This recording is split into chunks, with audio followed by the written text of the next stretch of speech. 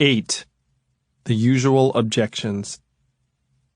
I have had hundreds of conversations about the impact of automation on the labor market with people all over the country of various backgrounds. The most common question I hear is, if this were happening, wouldn't we know about it? People are uncertain and skeptical as to what's happening with the American economy. A lot of people want to believe what they see right in front of them or what they hear from partisan websites and social media that reinforce their current ideas. It's hard to believe in things that are developed hundreds of miles away on the campuses of technology companies, often behind closed doors. Before we move on to the next part of the book and explore what the future might hold, I want to tackle a few of the common questions I hear.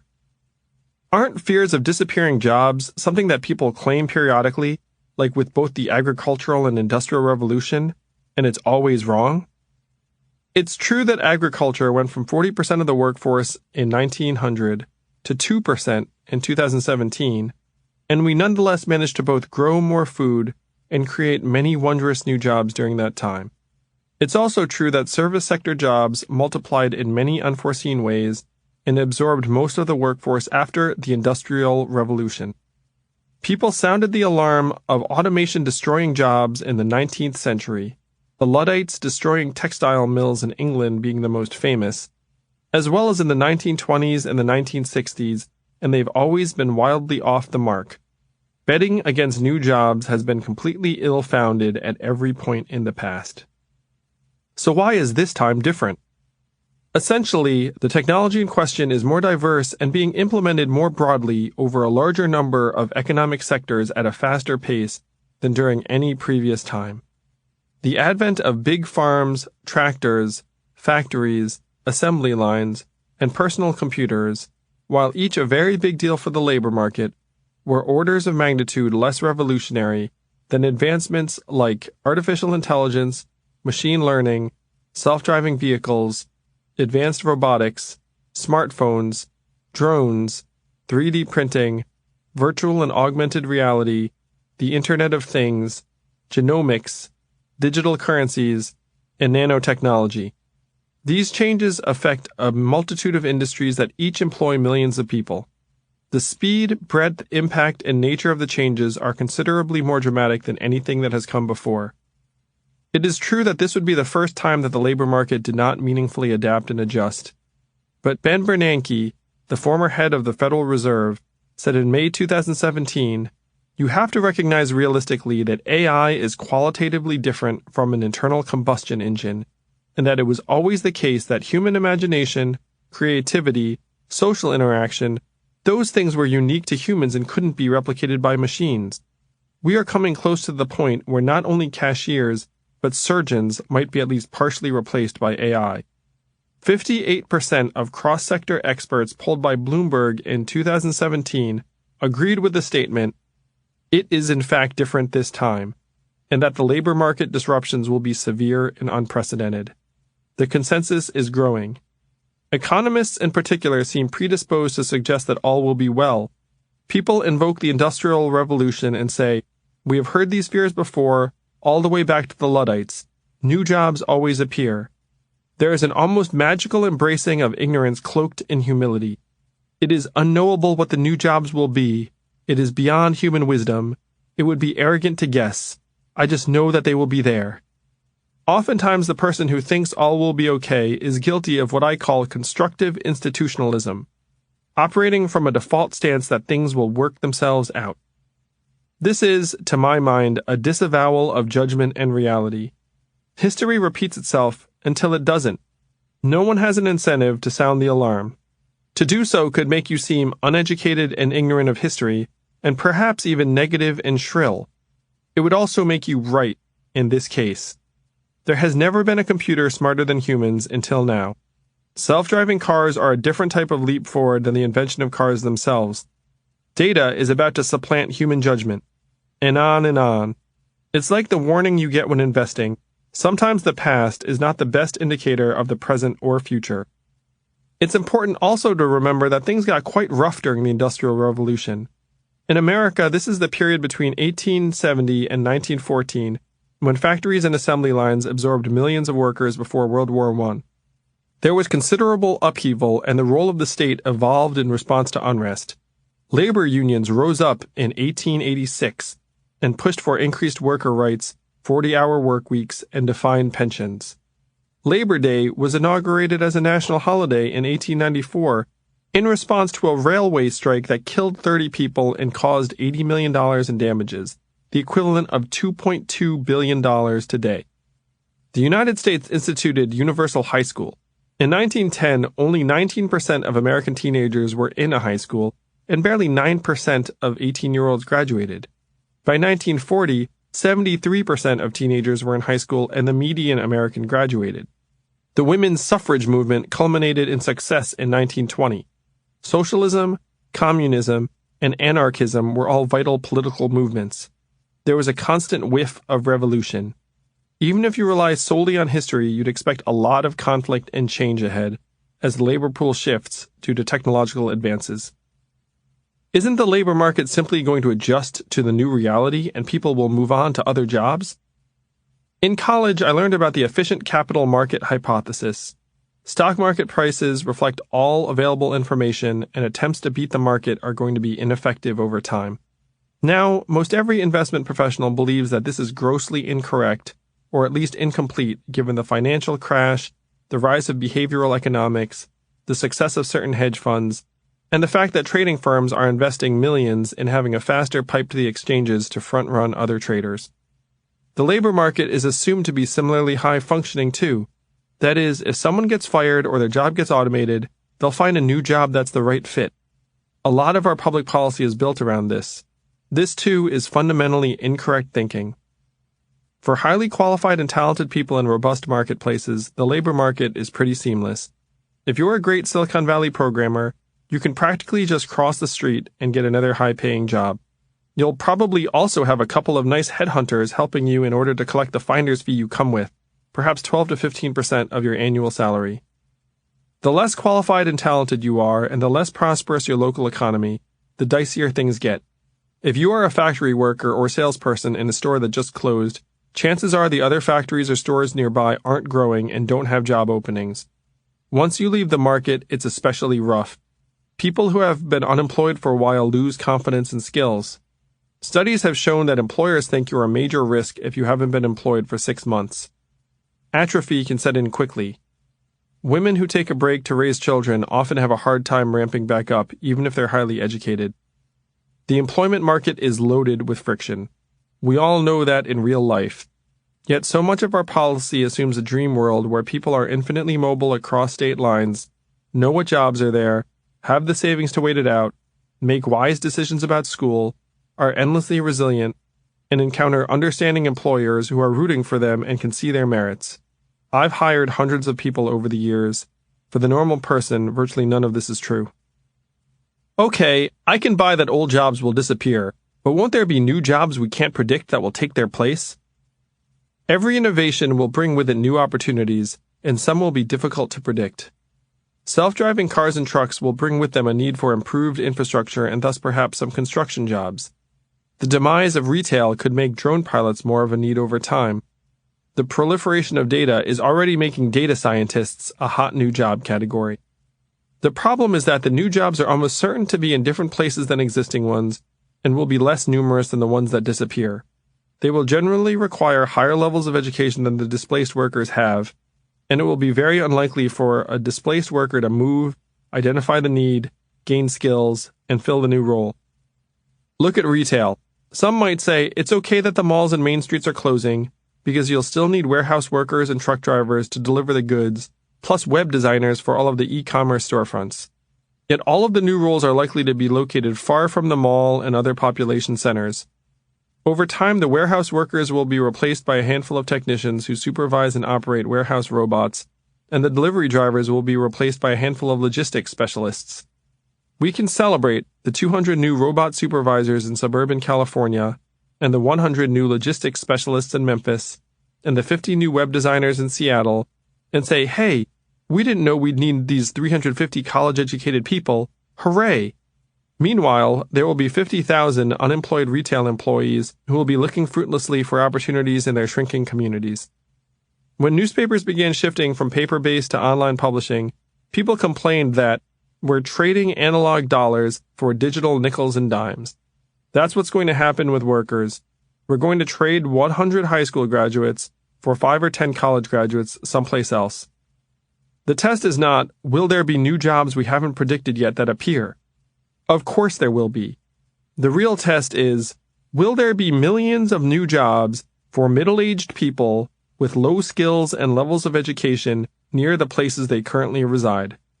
The closest thing to a growth opportunity for the unskilled is being a home healthcare aide, which isn't a good fit for most.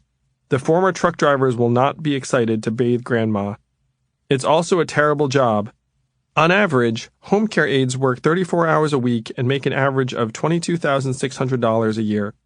1 in 4 live in households below the federal poverty line, and many don't have health care themselves. The field has a high rate of turnover. Some estimates put it as high as 60% per year. Of the 10 occupations that added the most new jobs in the past several years, personal care aides earned less than all except for fast food workers. Some would call it a dead-end job, said Deanne Beebe, a spokeswoman for the Paraprofessional Healthcare Institute. These are very hard jobs. They're very physically taxing. They have one of the highest injury rates of any occupation, and they're very emotionally taxing. It's intimate work. It's isolating work. If home healthcare aide is our answer to the future of jobs, we're in deep trouble. The government should provide education and retraining programs to help transition workers to new jobs. In theory, this sounds great, and it makes for wonderful sound bites. In reality, studies have shown that retraining programs, as currently practiced, tend to show few, if any, benefits. The biggest recent efforts revolved around manufacturing workers over the past 15 years. One study of the Trade Adjustment Assistance, TAA, program, a federal program for displaced manufacturing workers, found that participants in the program garnered less income over a 4-year time period than the control group, with older workers showing particularly little benefit. An independent analysis by Mathematica Policy Research compared TAA recipients to workers who got traditional unemployment assistance and found that TAA recipients had lower earnings than people who received regular unemployment assistance, and only 37% of those who were trained for specific jobs were actually working in that profession. A similar evaluation of Michigan's No Worker Left Behind program found that 1/3 of workers did not find any work after participation in the program, not vastly lower than the 40% unemployment rate that laid-off factory workers experienced generally in another study. One laid-off Chrysler worker, Mal Steven, commented to an interviewer after completing a $4,200 course at a private training center paid for by the government, "I still haven't got a job in my skill a year after finishing the course, and government-funded retraining is just a way for these little cheap schools to make money. Everybody's scamming the money."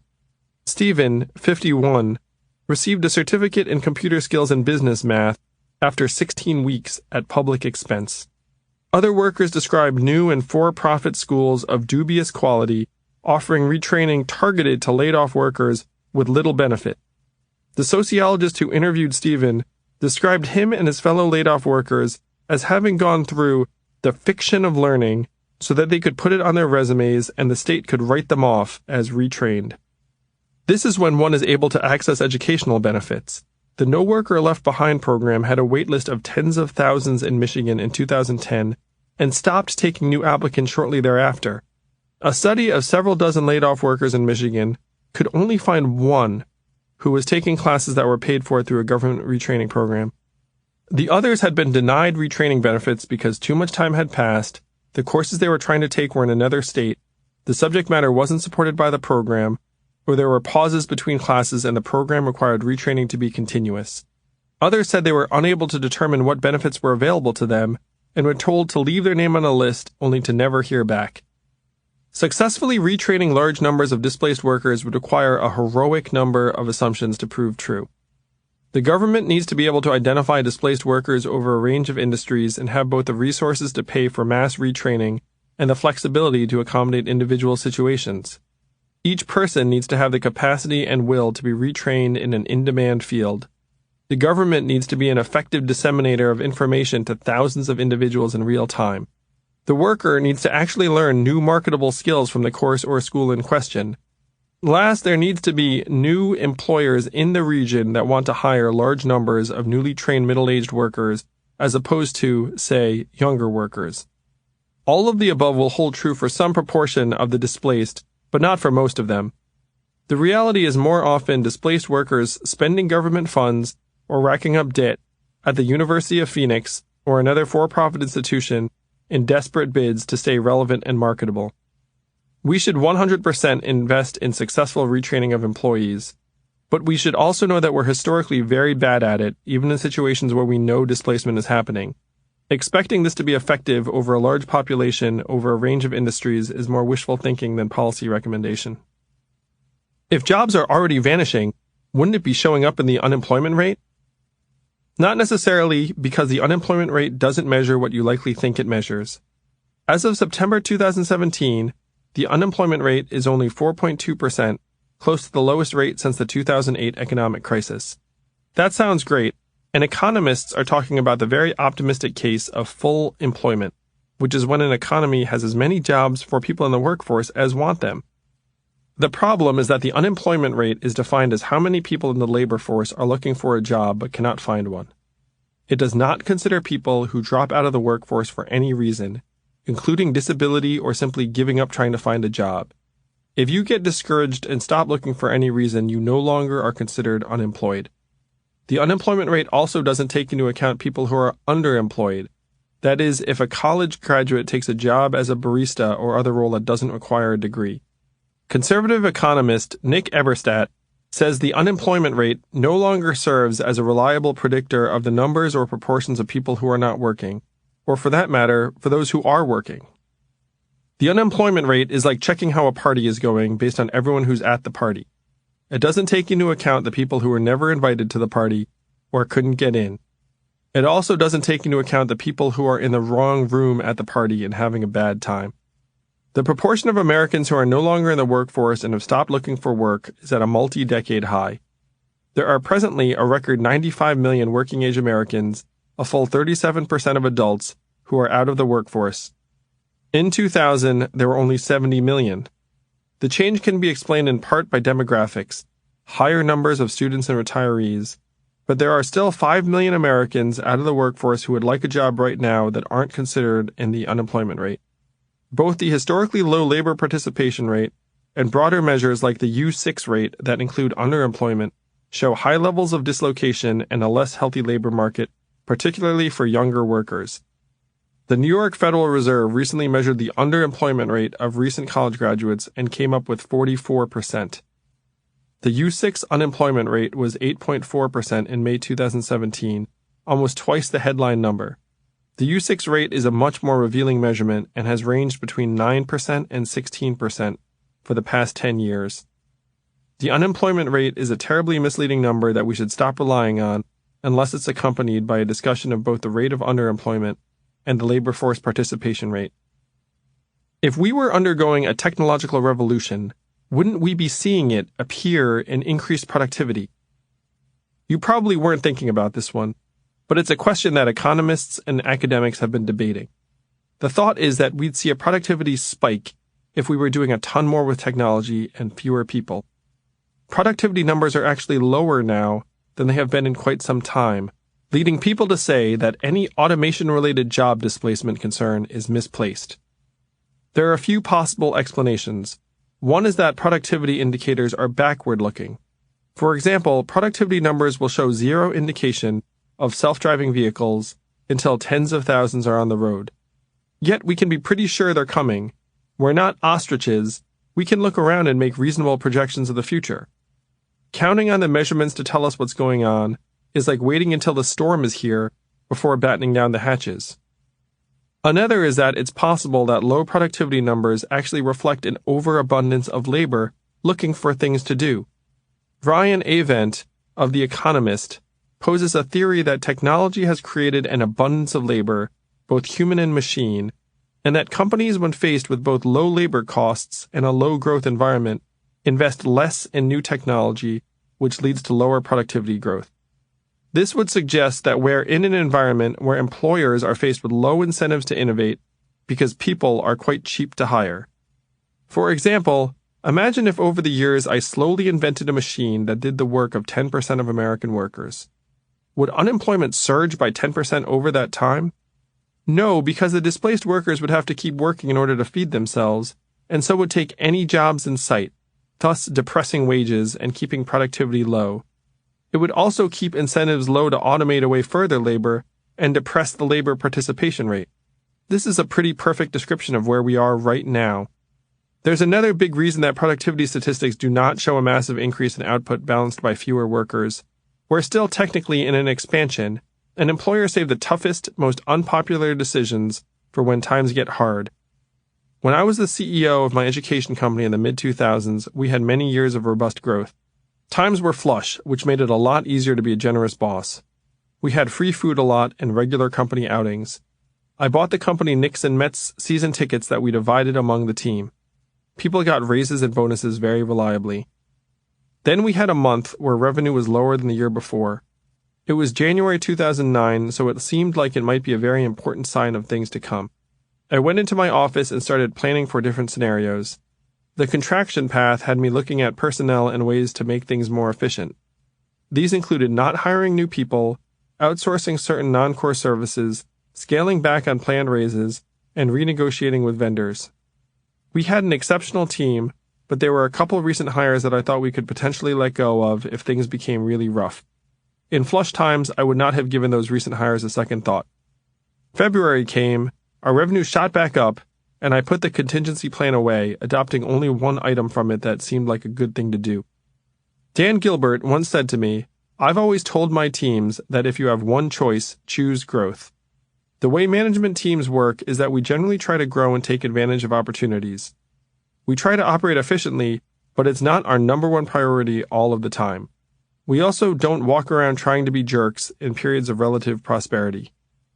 When things get tight, however, management teams start to scrutinize everything in the name of cost discipline. People, processes, technology, vendors, suppliers, partners, leases, holiday events, you name it, it all goes on the table. If it's not nailed down, we look at ways to make it cheaper or do without it. And even if it is nailed down, we might look for a nail remover. If you look at the histories of layoffs, as in the accompanying PDF, they maintain a fairly normal pace until a recession hits. Then, employers go wild looking for efficiencies and throwing people overboard. The real test of the impact of automation will come in the next downturn. Companies will look to replace their call centers and customer service departments with artificial intelligence and hybrid bot worker arrangements. Fast food CEOs will experiment with robot burger flippers. Freight companies will embrace cost savings. Large companies will question why their accounting and legal bills are so high. And on and on. Cost-cutting knives will come out, turbocharged by new automated tools. Productivity will then shoot up in the worst way possible as companies accomplish the same tasks with many fewer workers. Our public sector will also be faced with dramatic new needs, even as tax revenues decrease. In the introduction, I said that we were the frog and the water's getting hotter. It might be more accurate to say that we're the frog and the grill is being preheated.